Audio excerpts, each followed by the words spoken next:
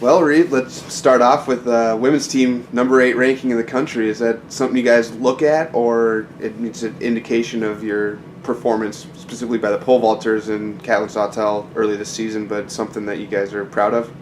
Definitely. I mean, I was actually surprised when those rankings came out this week, like Tuesday they came out, and our men was 27th and our women was 8th. I actually thought our men would probably be doing a little bit better, but no, we do take a lot of pride in that. And I mean, anytime that you have teams that crack the top 10 and crack the top 25, I mean that's pretty impressive. And so, I mean, it does speak for what our pole vaulters have done and what Kat has done, and I think Marissa Whipple in the throws has scored some points for us. So yeah, it's definitely something that I mean, as a team, we're even proud about. Even though it's a handful of people that are scoring for us, it's still something that we're proud about, and that we hang our hats on, and motivates our team to just progress and have some success and help score for the team at the national level. So yeah, we're very, very blessed that this has happened, and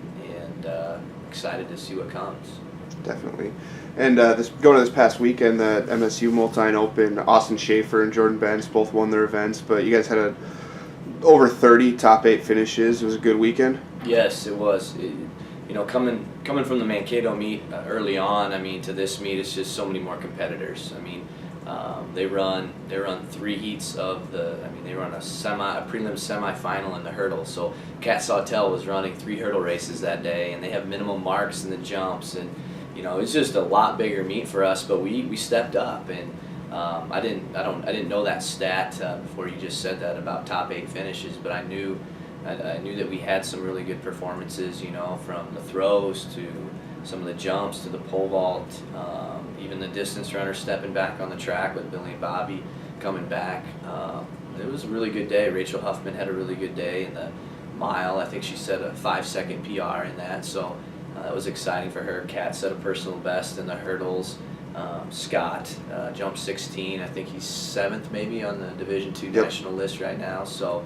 And then JB went out and won the shot put. That's what we're kind of looking for. It wasn't the mark that he wanted to hit. Still a little bit off of what he wants, but it'll come. And then Schaefer, he just continues to do well. I mean, a guy that's coming off of football and not really in a position in terms of shape-wise to be able to do what he's doing, but he just speaks volumes for his athletic ability. And Coach Ernie, has just said to me numerous times, it's amazing how much he's developed just as an athlete from last year to this year, and technically he's just kind of come around and coordination-wise. And so Austin's had 2 good weekends back to back.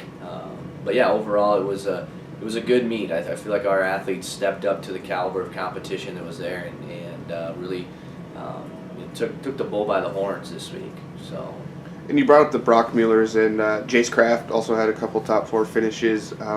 What's their mindset knowing that they're coming off cross-country season, whereas they went to the national championships, so that's an extended season, you want to peak for that, but then they have to dial it back and then start that up again. What's their mindset in this season so far? Well, those guys love track. That's kind of their thing. I mean, they love cross-country too, but they love track. And so it is hard getting geared up for track. I mean, with cross country getting over in mid-December or early December and getting geared up. You see the guys that didn't go to the cross meet, the national championship, you see them peaking right now, or you see them doing well.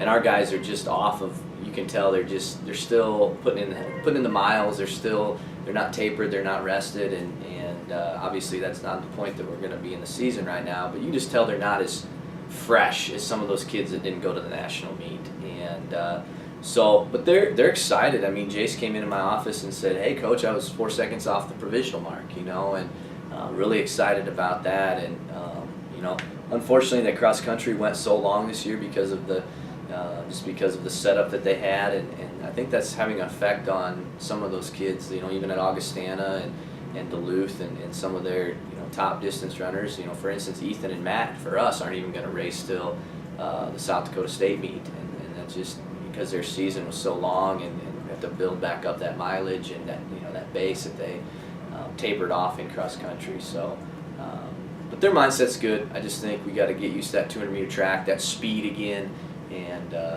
we're looking to our DMR. We're excited about that, the potential for that with Billy and Bobby and whoever else we have on there, Trey and Jace potentially. So whoever's on that, it could be a really good team this year. Coming off 9th place last year at the national meet, those guys are hungry to get back to the national meet and be All-Americans this year. And just heading into this weekend, Wayne State Invitational on Saturday. It's a much smaller meet, so what are your goals for this coming weekend? Yeah, well, we have interim break right now, and so we let our distance kids actually go home until Sunday, and then we're going to bring them back and get ready for next week's meet. So we kept our sprinters and throwers and vaulters and jumpers around for this Wayne State meet. It's a 160 track, so that's why our distance runners are staying home and not competing. So a lot of our sprinters, even some of our longer sprinters, are going to be running some 60-meter dashes and stuff. Some will be running some 200s. None of them are running anything higher than that. We just feel like on a 160 it's really tough to just be competitive, and it's just hard on the body. So, but should be a really good meet for our pole vaulters, for our throwers, for our jumpers. I mean, Wayne is set up to do well. I mean, it's a facility that we can do well there, and Augustana is going to be there, and USD has some of their kids that are going to be there. So it'll be in those three event areas, it'll be a competitive meet for us. So it'll be exciting to see our kids compete there and see what we can do. Is there anyone you have your eyes set on that looks like they're going to have a good weekend? Well, Jada Carr's been a freshman from Tyler, Minnesota. She's been doing really well in the triple jump. You know, we're excited. She had a season best last week at Mankato, so I'm excited to see what she can do. See what Austin can do again this week. You know, and then like I'd like to see Scott. You know, he jumped that 16, that 488 bar, 4 meters 88, I think it was, and I'm just hoping. I mean, I've seen him in practice this week and looked really good, and so I'm excited for him. Jordan, he's going to be, the USD throwers are there, so he's going to have some competition. Augustana's going to be there with CJ Ham, so I'm excited to see what he can put together this week. And then we have Kat again running the hurdles, so we just really feel like with the multis, 2 weeks out from now, multi-championships, we need to get her running the hurdles again and get her consistent and improving on that 888 that she ran last week. So.